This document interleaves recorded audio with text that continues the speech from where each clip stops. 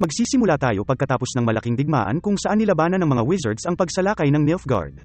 Sa bandang huli, nailigtas sila ni Yennefer sa pamamagitan ng pagpapakawala ng apoy na mahika at pinasabog ang mga kalaban.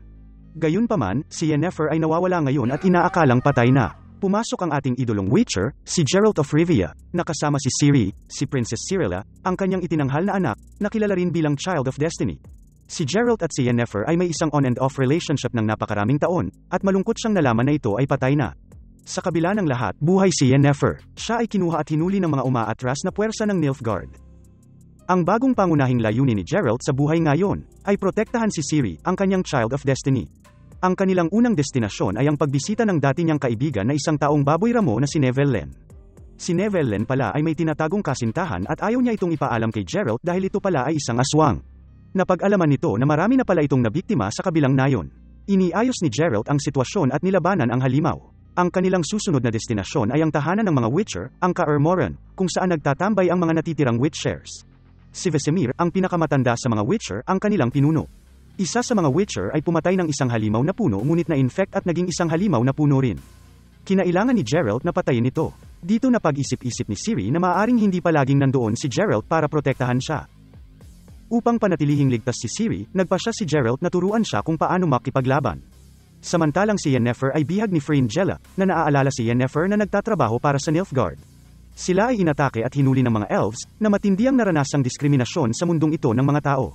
Ang leader ng mga elf, si Francesca, ay nangangailangan ng tulong ni Yennefer upang hanapin ang isang sikretong kagubatan na may misteryosong bahay kubo. Sa loob ng kubo, umaasa silang makakakita ng susi sa kanilang mga problema.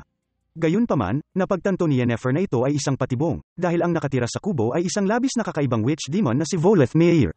Inaalok ng demon ang bawat isa sa kanila ang lahat ng kanilang ninanais. Gusto ni Yennefer na makuha muli ang kanyang kapangyarihan, ngunit tinanggihan niya muna dahil nararamdaman niya na isa itong patibong. Tinatanggap naman ng dalawa ang alok ng demon. Samantalang sa Cintra, tinatanggap ng Nilfgaard ang mga refugees na elves, kapalit ng kanilang suporta sa digmaan. Ang dating kaharian ni Ciri, na nasakop ng Nilfgaard sa Season 1, ay ngayon ay isa ng mahalagang lokasyon para sa digmaan. Ang reyna ng mga elves ay nanganak ng unang elf na sanggol sa loob ng 1,000 taon, at si Fringilla ay tumataas ang posisyon sa hukbo ng Nilfgaard. Nagbabalik si Yennefer sa kastilyo ng mga mages, sa Artuza, kung saan siya ay hinaharap ang mga akusasyon ng paggamit ng ipinagbabawal na mahika ng apoy. Hinuli ng mga mage si Cahir, ang itim na kabalyero ng Nilfgaard. Upang patunayan na hindi isang espiya si Yennefer, nais ng mga mage na ipapatupad ni Yennefer ang parusang kamatayan kay Cahir. Gayunpaman, tinanggihan niya ito at nagpasyang umalis. Samantalang si Ciri ay naging magaling na sa kanyang pagsasanay. Naniniwala si Geralt na ang kanyang hindi maipaliwanag na mahikang kapangyarihan ay konektado sa isang monolith, at kailangan niyang tuklasin ito. Natutunan nila ang tungkol sa Conjunction of the Spheres, kung saan nagbanggaan ang iba't ibang mga mundo at nagsanib sa isa. Sinasabi ni Geralt na ang mga monolith ay posibleng konektado sa kanilang mundo, at ang mga bagong halimaw ay nagmumula roon. Si Ciri ay mayroong Elder Blood, na maaaring gamitin upang lumikha ng bagong Witcher formula, ngunit ayaw ni Geralt na maging Witcher siya dahil ito ay lubhang mapanganib. Ang sorceress na si Triss Merigold ay nagbigay ng tulong upang maunawaan ang mga kapangyarihan ni Ciri. Sa isang mahikang tulog, pinakita ni Ciri ang kasaysayan ng kanyang pamilya, na may kinalaman sa isang hula tungkol sa katapusan ng mundo. Napag-isip ni Geralt na dapat na silang umalis, ngunit sa daan, nakatagpo sila ng isang bagong halimaw na umaatake sa kabayo. Si Roach ay napaslang sa atake ng halimaw. Galit na galit si Geralt ngayon. Ininom niya ang kanyang energy drink na nagpapaitim ng kanyang mga mata at pinatay ang halimaw. Samantalang si Yennefer at Cahir ay nagtatago at narinig nila ang isang mga awit na maaaring magpuslit sa kanya palabas ng bayan. Ito ay si Jaskier, pero tandaan, ang huling pagkakataon na nagkita sila ni Geralt. Si Geralt ay nasa masamang mood at sinabihan siya na ayaw na niyang maging magkaibigan. Kaya ang bagong kanta ni Jaskier ngayong season ay Burn Butcher, Burn, isang emosyonal na kanta tungkol sa isang breakup ng pinakamabait na kaibigan. Kaya, hindi sila eksakto na magkaibigan, ngunit inihatid siya ni Jaskier sa isang biyahe palabas ng bayan. Pero bigla siyang kinidnap. May isang babae na nagtangkang mag-hire ng isang kriminal na may kapangyarihang apoy upang sundan si Ciri. Sa pilitan itong tinanong kung saan si Ciri. Kaya si Yennefer ay dumating upang iligtas siya, ngunit wala na siyang kapangyarihan, siya'y kinakailangang mag-improvise. Binugahan niya ito ng alak sa mukha at nagawa nilang tumakbo palabas. Pero sila ay agad na sinalakay ng mga tanod ng lungsod. Sa kabila ng lahat, nahuli pa rin si Yennefer ng mga sundalo. Dahil sa gipit na sitwasyon, napagpasyahan niyang kausapin ang Demon Witch. Sa kanyang pakikipag-usap nito, sinabihan siya kung paano makuha muli ang kanyang kapangyarihan. Kinakailangan niyang hanapin ang batang si Ciri at dalhin ito sa isang monolith. Dinala ni Geralt si Ciri sa isang ligtas at masayang templo kung saan siya'y matututong kontrolin ang ilan sa kanyang kapangyarihan. Pero ngayon naman, si Yennefer ay naroroon na naghahanap din kay Ciri at nagulat si Geralt nang makita niya ito dahil ang buong akala niya ay siya ay patay na. Muli na naman silang nagkasundo at bumanat agad ng malagkit na halik. Ipinakilala ni Geralt si Ciri na di inakala ni Yennefer na ang babaeng hinahanap niya ay ito pala ang anak na nakatadhana ni Geralt. Pero biglang dumating ang lalaking may apoy na kasama ang buong grupo ng masasamang tao, kaya't oras na naman para sa isang malupit at kahindik-hindik na labanan. Ang lalaking may apoy ay patuloy na gustong kunin si Ciri, kaya tinuruan ni Yennefer kung paano gamitin ang kanyang kapangyarihan upang buksan ang isang portal. Pero hinabol ni Geralt ang lalaki at itinaboy ito. Sa kabila ng lahat itinakas pa rin ni Yennefer si Ciri at iniwan na naman ang kanyang kasintahan. Pinuntahan ni Geralt si Jaskier at humingi ito ng paumanhin dahil sa pagiging bastos niya. Napag-alaman ni Geralt na ang Demon Witch ay ang Deathless Mother, isang sinaunang demonyo na ikinulong ng mga Witcher 1,000 taon na ang nakalilipas. Si Yennefer ngayon ay dinala si Ciri sa isang patibong at umaasa na makuha muli ang kanyang kapangyarihan. Ngunit sa kanilang paglalakbay, nagsimulang turuan ni Yennefer si Ciri ng mas maraming mahika at nagsimulang naging malapit ang loob nito sa bata.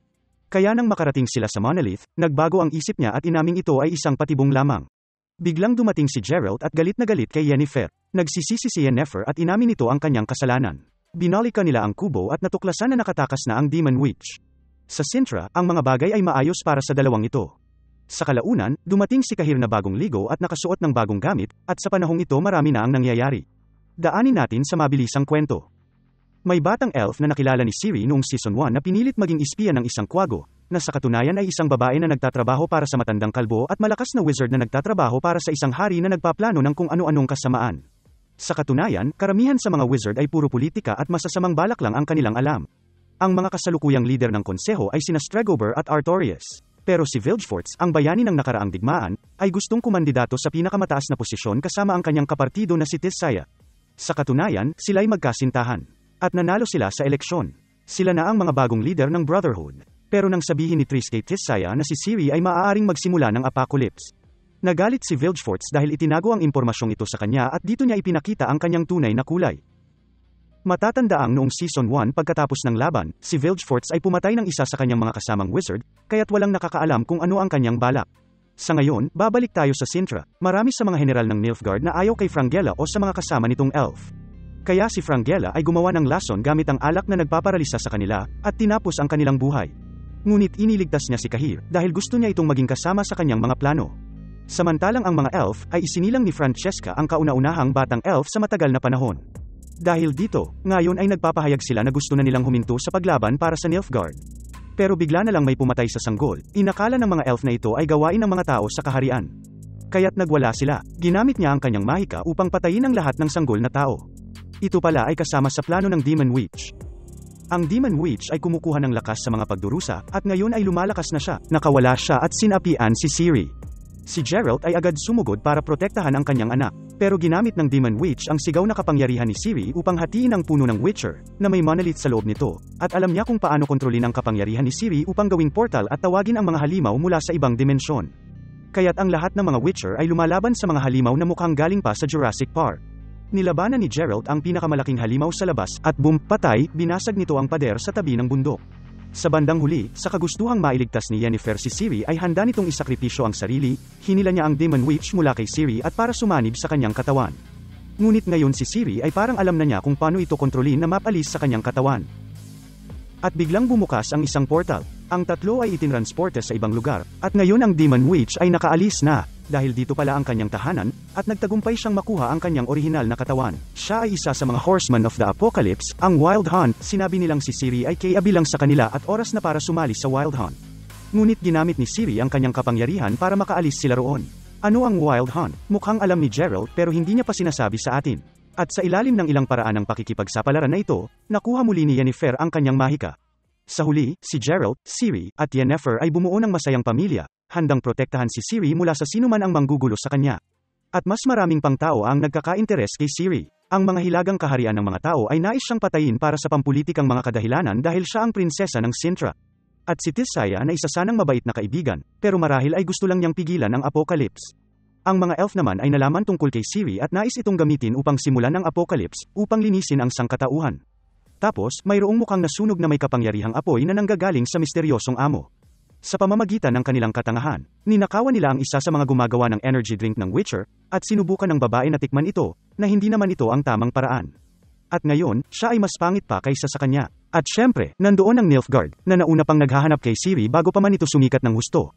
At ngayon, dumating na sa Sintra ang Lord Emperor mismo, ito ay si Emmer, ang tinatawag na White Flame.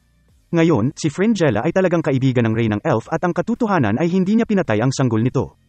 Pero naisip niyang angkinin ang pagpatay ng bata para ipakita na siya ay isang mabuting pinuno na kayang gawin ang mga mahirap na desisyon. Pero ang Emperor ay sinabing, alam ko na nagsisinungaling ka, dahil ako ang pumatay sa sanggol na elf. At nagbukas ang katotohanan na ang White Flame pala ay ang ama ni Ciri. Si Sonic the Hedgehog ngayon ang bagong pangunahing kontrabida. Ano ang tunay na motibasyon niya sa paghahanap sa kanyang anak na si Ciri? Alamin sa The Witcher Season 3.